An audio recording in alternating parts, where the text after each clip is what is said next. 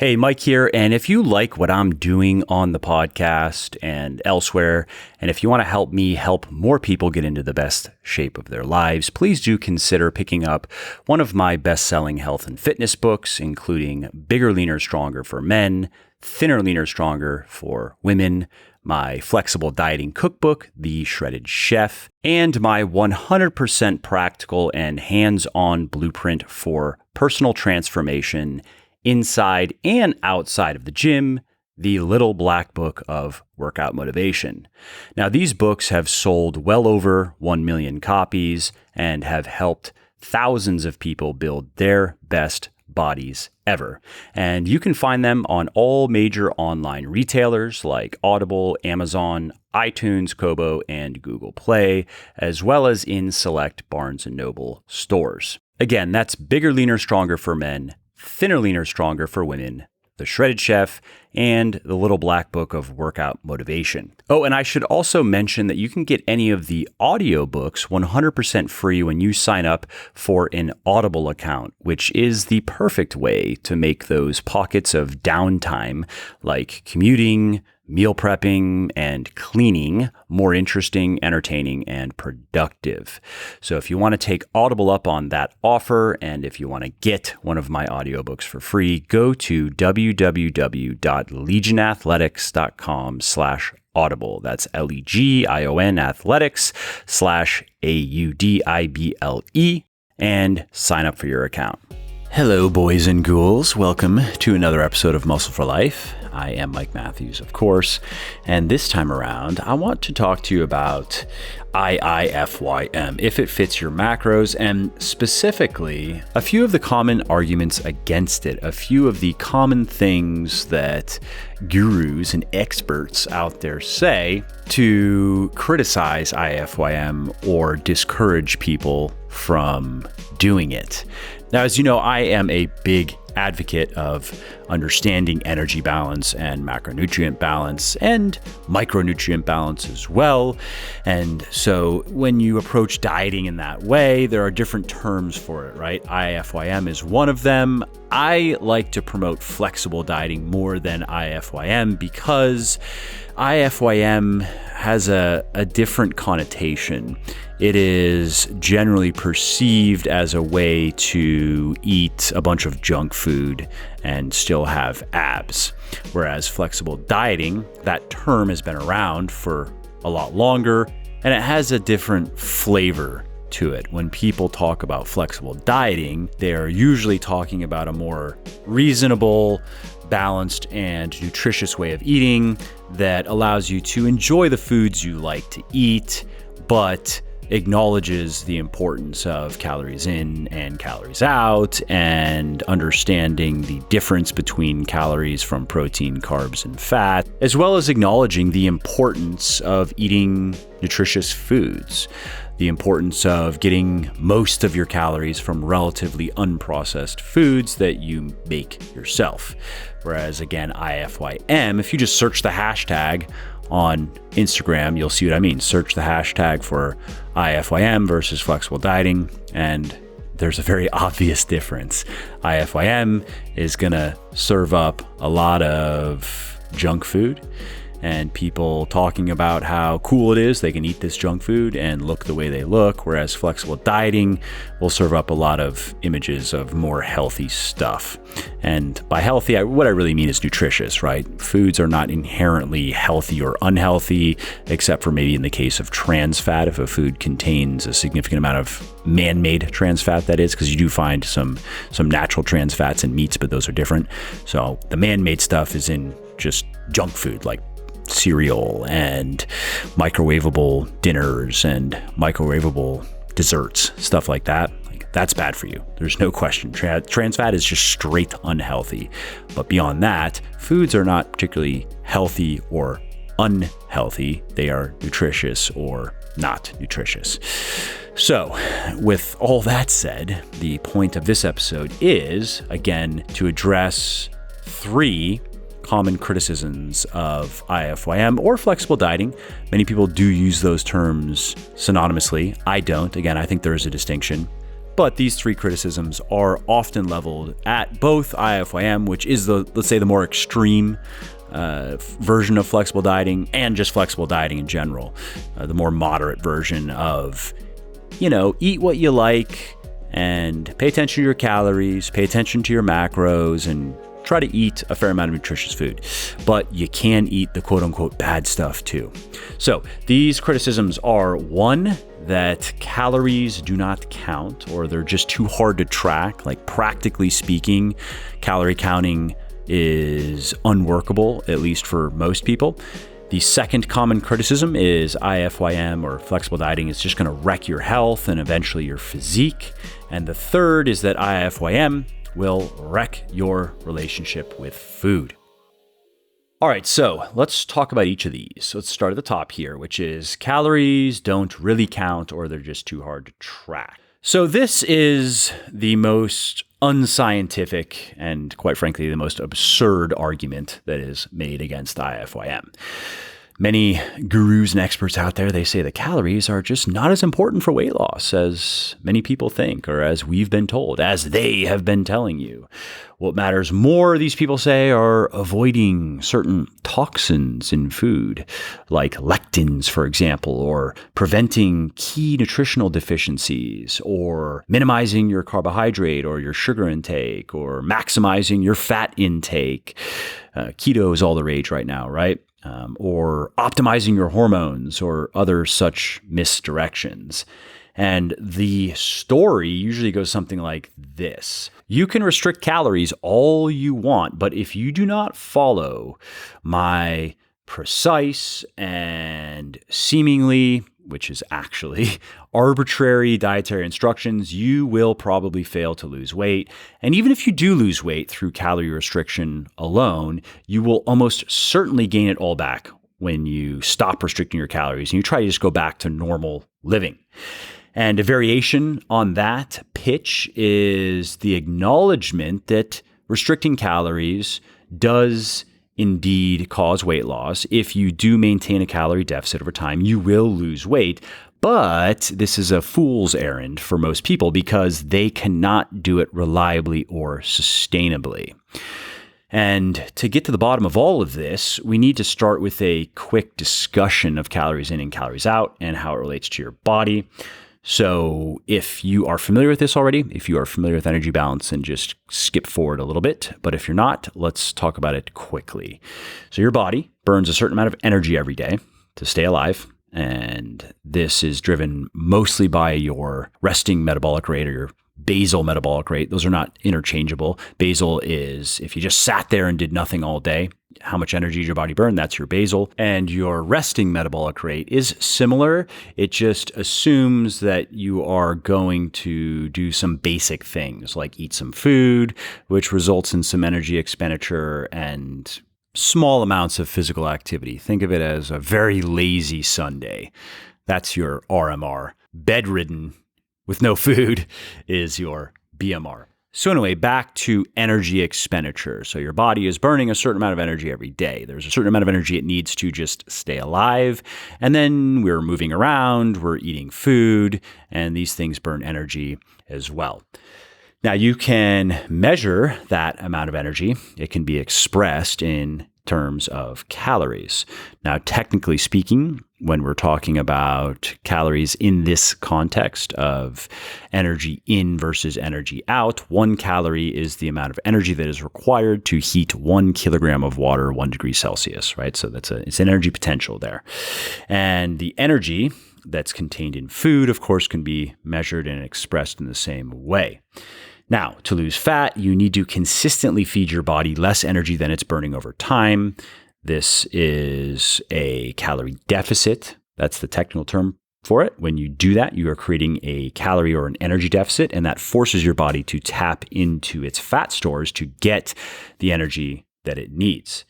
So body fat is your body's go-to source for energy when it doesn't get the total amount of energy that it needs from food. So for example, if you burned 2,500 calories in a day, but you only ate 2,000 calories, where did that other 500 calories come from? Most of it came from body fat.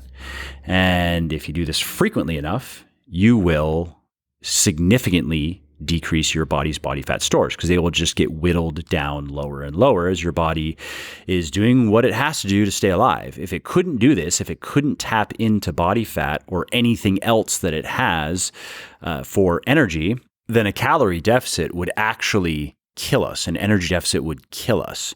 There'd be a point where food energy runs out, the body has nowhere else to go for energy, and it would just shut down. All cellular activity would stop abruptly because there's literally no more fuel left to run the machine.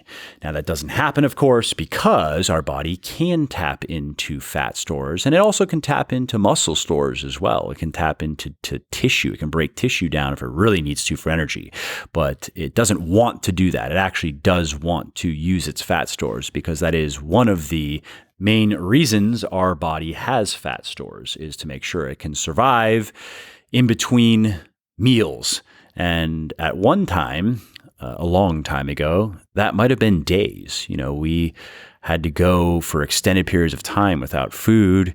And then finally we would kill an animal and we would feast. And then it might be another 3, 5, even 7 days before we really get to eat again. Now, the other side of this coin is an energy surplus. What happens if you eat more calories than you burn consistently? Well, your body stores a portion of those calories as body fat to better prepare itself for future periods when food is not so plentiful. And that is how you increase body fat levels. Now, of course, this isn't just theory. It's not my opinion. We have a century of metabolic research under our belts now, and this has conclusively proven beyond the shadow of a doubt that this relationship between calories in and calories out, technically referred to as energy balance, is the basic physiological mechanism that regulates weight gain and weight loss.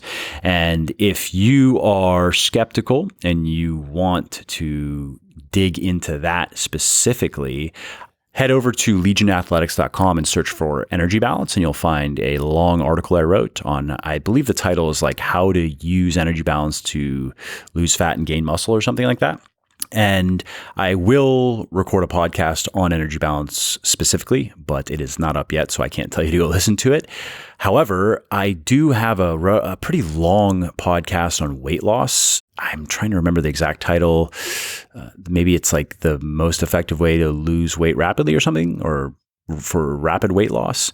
If you search my podcast feed for weight loss, and if that doesn't pull it up, lose weight, you will find the episode that I recorded on that. And I really dive into energy balance there. But for the purpose of this podcast, I'm going to leave it at this. While you don't have to count calories to lose weight, you do have to understand how calorie intake and expenditure influences your body weight, and you have to eat accordingly. When it comes to body weight, energy balance is king. Now, that is why IIFYM or flexible dieting or any other diet that reliably controls calories and allows you to keep your calorie intake beneath your expenditure works every time for every person, under all circumstances. And it doesn't matter what foods you're eating. Hence the IIFYM hashtag gallery. If you went and looked and you see people who are losing lots of weight, eating a pint of ice cream every day, or eating Pop-Tarts every day, or maintaining a very low body fat percentage doing that. The reason they can do that is because they are paying attention to their calories. I don't think that's a smart thing to do because nutrition does matter, long-term health matters, and we're going to get into some nutritional stuff. Actually, I believe it's when I address the third criticism that certain nutritional deficiencies not only can impact your general health and well-being, but they can directly impact your body composition as well. But I'm getting ahead of myself, so let's get back on track here. Let's talk about the naysayers now. I've said what I have to say, and there are people that they concede that restricting calories does indeed cause weight loss, and that overeating does indeed cause weight gain, but they also claim that you can't really make good use of that information because you can't estimate your calorie intake or expenditure with enough accuracy and enough certainty to really make profitable use of it. So they say it's an interesting piece of science, but it doesn't translate well into real world practicality and results. And they often say that it's better to just rely on intuitive eating for weight loss and maintenance, following good rules and good guidelines. And if you want to learn more about intuitive eating, head over to Legion Athletics and just search for it. I have an article on it. I don't think I have recorded a podcast on it, but that would be a good idea. So I'm going to make a note right now. These people, however, are wrong because you do not need to calculate your energy expenditure for IIFYM to work. All you have to do is calculate your energy intake and then raise it or lower it based on how your body is responding. Now, I do recommend that you also calculate your energy expenditure because you can use that information. You can get close enough to find a really good starting point, but you actually don't have to even try to guess at your calorie expenditure if you just start with your intake. And that is very easy to track accurately. Another point here that's worth noting is if you are going to calculate how many calories you're burning, of course, there's always a margin for error. It is a moving target. You're never going to get it exactly right, but you can get close enough to get results consistently and to get considerable results, to make major improvements in your body composition. And it's not hard to do. And what you'll also find when you do that is not only will you make big improvements in your body composition, you will also inevitably experience and learn an important lesson, which is that intelligent application of IIFYM or flexible dieting principles sensitizes you to your body's energy balance and its natural appetite cues. And this enables you to effectively wean off the food scales and spreadsheets and food tracking apps and into an intuitive approach to eating where you're not tracking or weighing anything per se, but you have a very good idea of about how much food your body needs to maintain its current state. And if you eat a bit more than that, you can actually feel it and you're aware of it. Not that you have to feel bad about it. You just know that you ate quite a bit more than you needed to today. And on the flip side, you also just get a good sense of what it feels like to be in a calorie deficit and how much food that generally equates to. And so then when you come off of the scales and the apps and so forth, and you're just eating in the day to day, you have a good sense of that as well. You'll know, I mean, if you're in the gym regularly, you'll know if you've been consistently under eating because your workouts just get inexplicably harder. The weights start to feel heavier and heavier.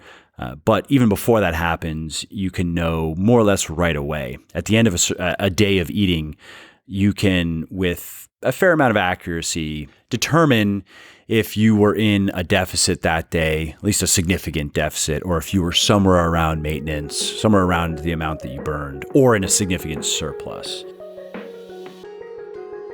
Hey, quickly, before we carry on, if you are liking my podcast, would you please help spread the word about it? Because no amount of marketing or advertising gimmicks can match the power of word of mouth.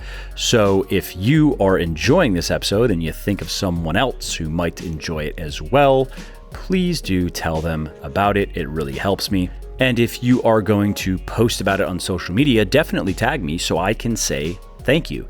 You can find me on Instagram at Muscle for Life Fitness, Twitter at Muscle for Life, and Facebook at Muscle for Life Fitness. Okay, so let's move on to the next common criticism, and that is that IIFYM will wreck your health, and that will eventually wreck your physique. Now, this one is particularly popular. This is a favorite straw man among IIFYM critics. Now, what they often say is, yeah, sure, you can get shredded eating Pop-Tarts and cereal and candy, but eventually it's going to destroy your health, and that's going to destroy your beloved physique. And yeah, no shit, of course. If you are using IIFYM or flexible dieting principles to eat like Veruca from Willy Wonka, yeah, you're going to experience a number of negative consequences that are going to get worse and worse over time. And the reason why I say this is a straw man criticism is based on my experience working with thousands, it might even be over 10,000 now, men and women over the years who have read my books, read my articles, listened to my podcasts, and reached out, asked for help. And then with many of these people, I just would hear from them regularly and was able to keep tabs on the progress, tweak things for them, etc. I have found that the vast majority of people do not eat like that and would never want to. Instead, they use IIFYM to just make quote unquote healthy dieting more effective and more enjoyable by accounting for energy balance and by accommodating their personal food preferences. And yes, that includes some indulgences and treats. That's how most people use IIFYM. So despite the noisy exceptions, the muscular, lean IIFYMers on Instagram who love to gloat about all the junk food that they eat, most people are not doing that. And now for the people who are doing that, okay, we can all acknowledge that that's not a good idea, but how bad is it really? Is that really going to destroy their health and their aesthetics? Maybe, but it's probably going to take quite a bit longer than you'd think and than many IIFYM critics would like to admit. You see, most research indicates that so long as your diet is generally nutritious, and that's pretty flexible in terms of what it really comes down to. If you're eating some vegetables and some whole grains and maybe some fruit and some lean protein, your diet is maybe not great, but it's really not that bad when you're looking at it objectively, when you take the ideology out of it and just look at the specific micronutrients and macronutrients that our bodies need and how much of each they need and how much are being provided through the various foods that we can eat. And so long as you're doing that, so long as you're doing okay, including junk food in your diet is just not likely to negatively impact your health or your body composition. Now, if you have some sort of medical condition that would indicate otherwise, okay, fine. That's an obvious exception. But I'm just talking about for your average healthy person who exercises and who isn't extremely overweight, who doesn't have any metabolic disorder and so forth. Now, a good example of this comes from a study that was conducted by scientists at the Pennington Biomedical Research Center. And what these researchers did is they had 6 overweight men consume 1 unhealthy meal and 2 healthy meals that look like this. So the unhealthy meal was a Big Mac, was some French fries, McDonald's French fries, and root beer that was sweetened with high fructose corn syrup. And there was a healthy beef meal, which was a hamburger made with certified organic grass-fed beef cheddar cheese and a hamburger bun made with unbleached all-purpose flour and natural ingredients, organic mayo, ketchup, lettuce, onion, and dill pickles. The meal also included organic French fries and root beer that was sweetened with cane sugar. And then there was a healthy turkey meal, which was a sandwich made with free-range, antibiotic, and hormone-free turkey breast, cheddar cheese, organic lettuce, mustard mayo, and 60% whole wheat bread made with natural ingredients. And this meal also included some granola that was made with organic and all natural ingredients and some orange juice, organic orange juice specifically. So what we have here is a fast food meal, 2 mostly organic, all natural meals made with beef or turkey. And as far as the calories and macros go, the unhealthy meal had 1,044 calories, 28.2 grams of protein, 53 grams of fat, and 151 grams of carbs. The healthy beef meal had 1,154 calories, 28 grams of protein, 60.2 grams of fat, and 163 carbs. And the healthy turkey meal had 1,260 calories, 34 grams of protein, 49 grams of fat, and 170 grams of carbs. And all of the participants in this study ate the same control breakfast at 8 a.m., so the results wouldn't be affected by what they ate for breakfast, and then had their assigned lunch at 12 p.m., and then each participant ate all 3 of the lunches with a week in between each test. So this was a crossover study. Now, after each of the lunch meals were eaten, the scientists took careful measurements of the subjects' blood levels of glucose, insulin, free fatty acids, ghrelin, leptin, triglycerides, and LDL and HDL cholesterol every 30 minutes for the first 4 hours and then every 60 minutes for the next 2 hours. The result of all of this was the researchers found there was no difference in insulin, glucose, leptin, or HDL cholesterol levels between the different meals. The blood triglycerides were slightly higher after eating the healthy turkey and beef meals and slightly lower after eating the unhealthy meal. Ironically, it is possible, though, that this is because the unhealthy meal contained the fewest calories. It's just worth noting. It doesn't necessarily mean that McDonald's is better for blood triglycerides than an organic turkey sandwich. Now, as far as ghrelin goes, which is a hormone that stimulates hunger, the scientists found that ghrelin levels were suppressed equally between the meals at first, but rose higher 5 hours after the unhealthy meal than the healthy meals, which indicates that the healthy meals did a better job of suppressing appetite, which of course would discourage further eating, which makes it easier to not overeat. LDL cholesterol levels also decreased slightly more after eating the healthy meals than the unhealthy one. Now, you might be thinking, what about glycation, oxidation, inflammation, and other big bad buzzwords that certain health gurus love to use to scare people away from not just IIFYM, but even just eating entire food groups like carbs? Well, to all that, I say humbug. It's mostly humbug resulting from carefully cherry-picked and mostly misunderstood or misrepresented research. So, for example, I recently saw an interview with a fitness influencer and online coach who claimed eating broccoli could improve your physique thanks to a molecule in it called indole 3-carbinol. Now, while a few studies have shown this compound may decrease the concentration of molecules in the body that stimulate estrogen production, no research has been done to explore how this may or may not influence body composition. And given the effect size that has been seen in research so far, there's no reason to think that it would. And it's also worth noting that the studies that have been done on indole 3-carbinol involved giving people synthetic concentrated forms of it, not broccoli. Naturally, that didn't stop the interview guest from stating conclusively that simply eating broccoli will reduce estrogen production enough to help you shed body fat faster. All right, so what's the point that I'm making here? Well, it is actually not that you can just eat a bunch of junk food, maybe even as much junk food as you want, and remain perfectly healthy. My point is simply that a single unhealthy meal has almost no impact whatsoever on your body. And what really matters are your chronic eating habits. It's the same with exercise, of course. Missing one workout has no impact on your body composition. Missing a bunch of workouts does. So as far as your diet goes, there are a few questions to reflect on, like are you using energy balance to maintain a healthy body composition? Are you getting most of your calories from whole foods, like lean meats, fruits, vegetables, legumes, grains, and so forth? Are you eating enough vegetables in particular, 4 to 6 servings per day, including at least 1 serving of leafy greens?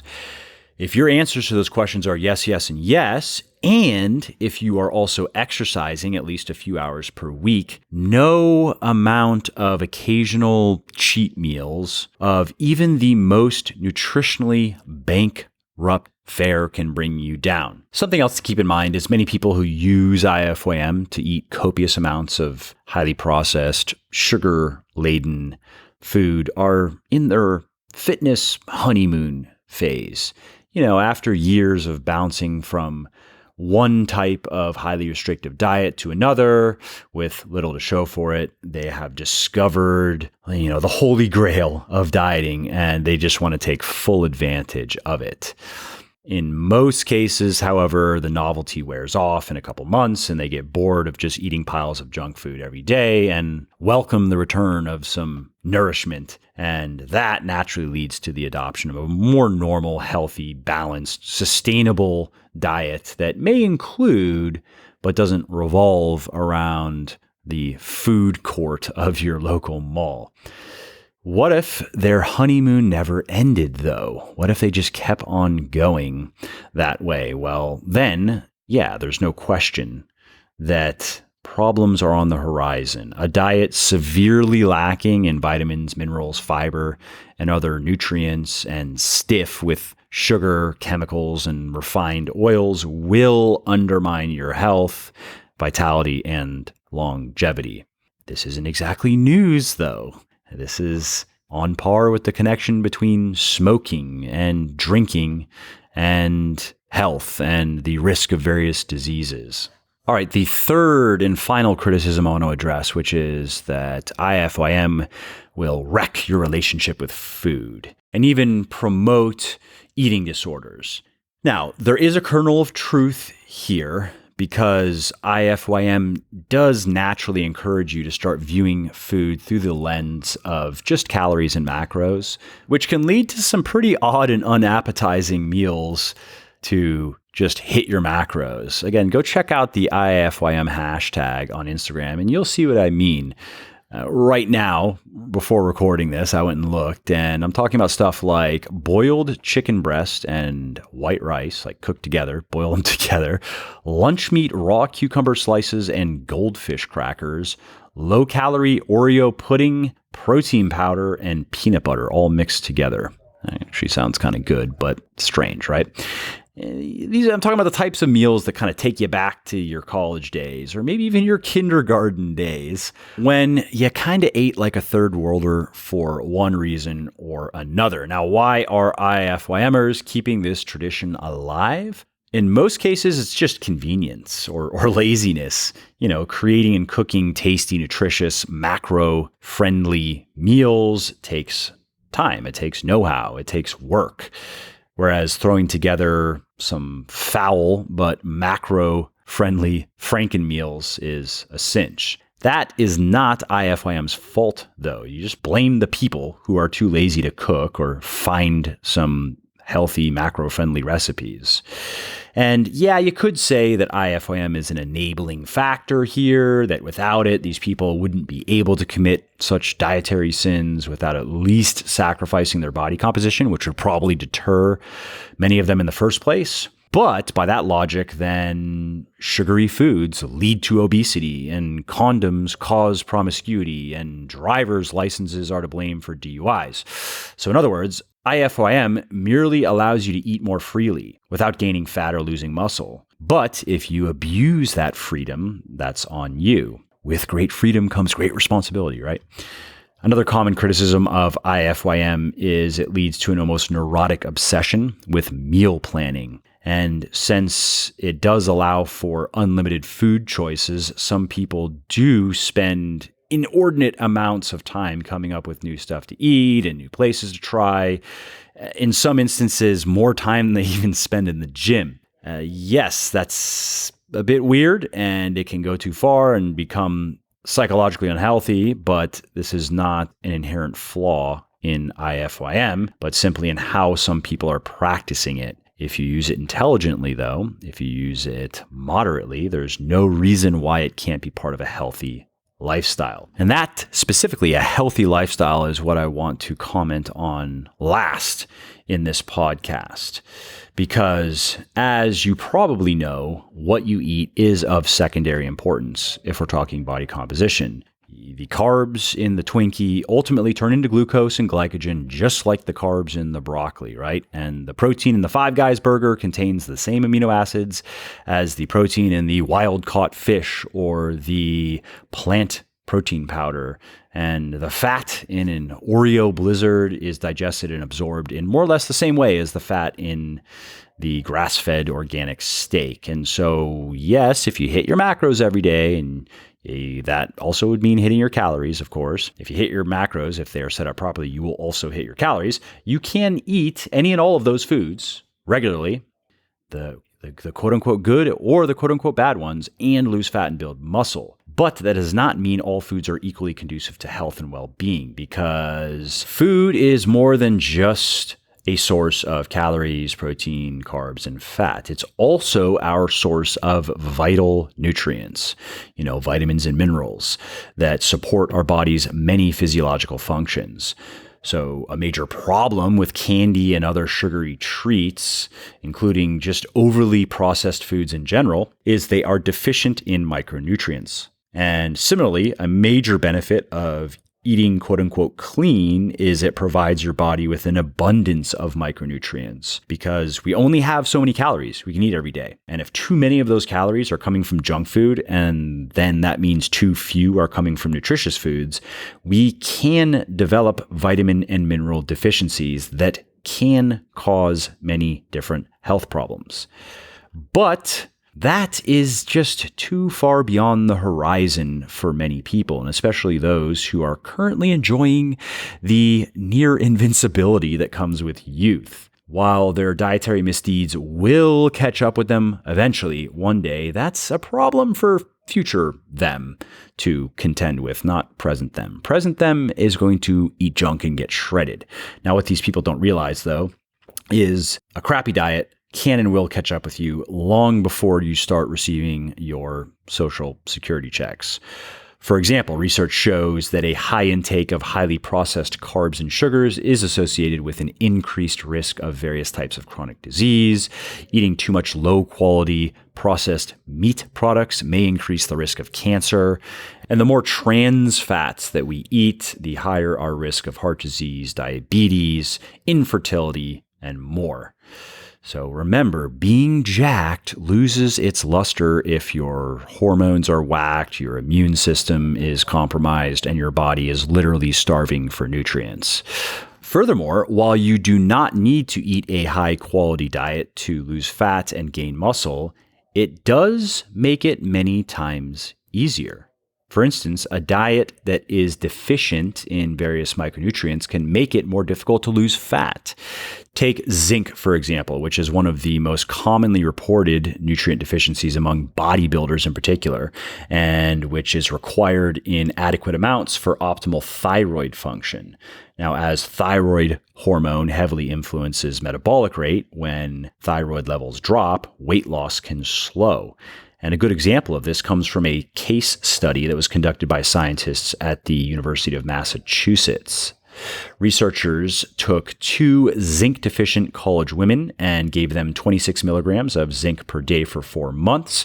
And they also took careful measurements of the women's resting metabolic rate and zinc and thyroid hormone levels at the beginning of the study, and then after 2 and 4 months of supplementing daily. And what the scientists found is within 4 months, the women's RMRs increased by 194 and 527 calories per day, respectively. And yes, you heard me right, per day. That is significant. That is the energy equivalent of about 30 to 60 minutes of moderate to intense cardio. Or to put it differently, an increase of about 1/2 and 1 pound of fat loss per week, purely from correcting a zinc deficiency caused by a poor diet. Now, could these women have lost plenty of fat and then stayed lean, maintained their new leaner body composition without correcting their zinc deficiencies? Yeah, of course. But as you can imagine, it would have been quite a bit more difficult, and it would have been a lot easier with the zinc deficiency resolved, with adequate zinc in their diets, which can be obtained, of course, from foods. You don't need to be supplementing with zinc necessarily. Meat, shellfish, and beans, for example, are good dietary sources of zinc.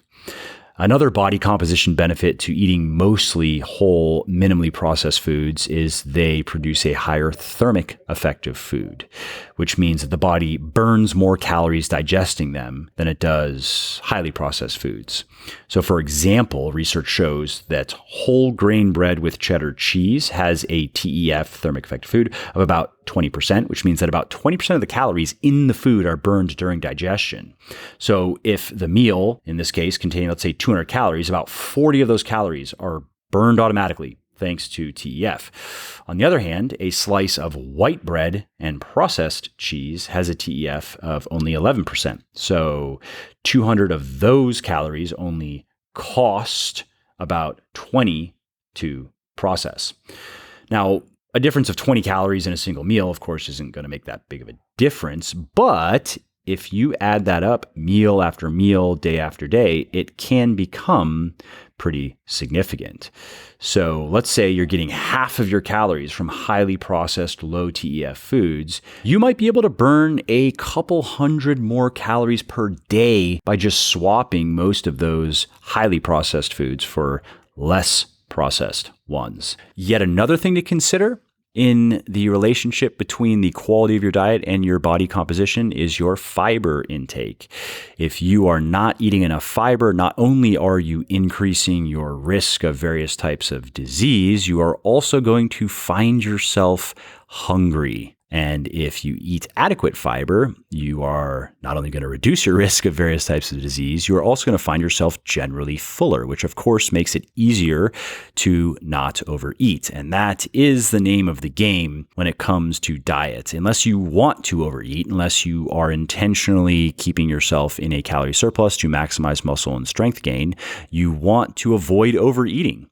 Whether you're trying to lose weight, then it's just obvious. But even if you're trying to maintain your weight. Of course, you can never eat exactly how many calories you are burning every day, but you want to be close. You want to be a little bit, inevitably, you're going to be a little bit above certain days, a little bit below on other days, but you want to avoid major bouts of overeating, and eating enough fiber regularly is going to help tremendously with that, because it's going to help you control your appetite. All right, well, those are the main points I wanted to discuss in this episode, and I'll just leave you with this. To use IIFYM or flexible dieting principles correctly, all you have to do is 4 things. 1, get at least 80% of your daily calories from minimally processed and highly nutritious foods, and make sure you like them too. Eat foods you like. 2nd is create a meal plan that you can stick to. Unless you are more advanced and you know how to create meal plans and you find that you can eat intuitively effectively. If you're not there yet, though, meal planning is a great place to start because 1, it guarantees results, and 2, it's a great way to familiarize yourself with the foods you like, the calories, the macros, and also with how much food you need to eat to maintain your body composition, to lose fat, to gain muscle, at least to maximize muscle growth, right? A calorie surplus. If you spend, I would say, at least 6 months working with meal plans, you will come away an enlightened eater. You will find it much easier to eat intuitively, effectively. My 3rd tip for IIFYM implementation is make sure that you make some room in your meal plans for treats. And yes, those treats can contain sugar. Remember, at least 80% of your calories from highly nutritious foods. The rest, do what you want. 4th and final tip is to make your meal timing work for you. When you eat is not very important. So eat when you like to eat. And meal composition is not very important. If you like to have a small breakfast, have a small breakfast. If you like to have a big breakfast and smaller meals later in the day, do it that way. If you like to skip breakfast and start eating at lunch, maybe have a big lunch and then a big dinner and then a pre-bed meal, do it that way. As far as bottom line results go, any and all approaches to meal timing and meal composition are going to work more or less the same. I say more or less because if you are someone who's really trying to get the most out of your training, you're really trying to maximize muscle and strength gain, I would recommend eating at least 3 servings of protein per day, but ideally 5, separated by a few hours, because research shows that that approach is likely better for long-term muscle gain than fewer than 3. So for example, 2 large servings of protein per day is probably going to result in less muscle gain over time than 5 smaller servings per day. And those 5 smaller servings, of course, would be separated by less time than the 2 larger servings. So you'll find 2 larger servings, for example, in the intermittent fasting space. That's common, where people are basically skipping breakfast. They have a lot of protein at lunch and then a lot of protein at dinner. Some people try to just jam all their protein into one meal. Some people try to eat just 150 grams of protein at dinner, for example, because their lunch, they want it to just be high carb. They want to eat, some pizza or something for lunch, and then they figure they can just get all their protein at dinner. There's no question that approach, 1 serving of a lot of protein per day, is inferior to 3 to 5, but it's also likely the case that is true with 2 servings of protein separated by often about 6 hours than 3 to 5 separated by less time. So that's it. If you follow those 4 simple tips, getting at least 80% of your daily calories from nutritious foods that you like, creating a meal plan you can stick to, making room for treats, and making your meal timing work for you, you can do very well with IIFYM and flexible dieting. Hey, Mike here, and if you like what I'm doing on the podcast and elsewhere, and if you want to help me help more people get into the best shape of their lives, please do consider picking up one of my best-selling health and fitness books, including Bigger, Leaner, Stronger for Men, Thinner, Leaner, Stronger for Women, my flexible dieting cookbook, The Shredded Chef, and my 100% practical and hands-on blueprint for personal transformation inside and outside of the gym, The Little Black Book of Workout Motivation. Now, these books have sold well over 1 million copies and have helped thousands of people build their best bodies ever. And you can find them on all major online retailers like Audible, Amazon, iTunes, Kobo, and Google Play, as well as in select Barnes & Noble stores. Again, that's Bigger, Leaner, Stronger for Men, Thinner, Leaner, Stronger for Women, The Shredded Chef, and The Little Black Book of Workout Motivation. Oh, and I should also mention that you can get any of the audiobooks 100% free when you sign up for an Audible account, which is the perfect way to make those pockets of downtime, like commuting, meal prepping, and cleaning, more interesting, entertaining, and productive. So if you want to take Audible up on that offer, and if you want to get one of my audiobooks for free, go to www.legionathletics.com/audible. That's LEGION athletics/AUDIBLE, and sign up for your account.